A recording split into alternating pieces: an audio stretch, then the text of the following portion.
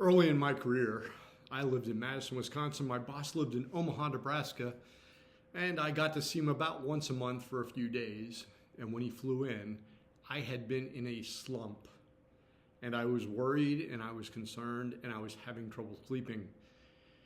And I started to tell him the story, and he looked at me and he said, "Behold the monster you've created." And I said, "What? What do you mean?" And he said, "Listen, your number this month, it's not good. You need to do better." I said, "But the problem isn't what your number is this month. The problem is the activity that you've done to get here and the people that you've talked to while doing that activity. You have created this monster of a sales slump. People get them. Not a big deal. You're not getting fired. You don't have to worry about that. But this monster is keeping you up at night.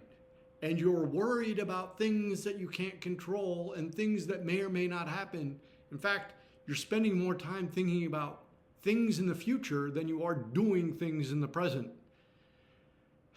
He said, "This is a monster. It's imaginary. You've created it. Let's talk about how we're going to avoid this going forward." And so we agreed on a list of accounts I would call and the frequency with which I would call them, and what I would come back to him and tell him each day by 5 p.m. And you know what? The monster went away because I had clear direction, clear targets, clear activities to do, things that I controlled entirely. I didn't spend a whole lot of time worrying about things that may or may not happen to me at some point in the nebulous future. I took that monster and I slayed it. I killed it.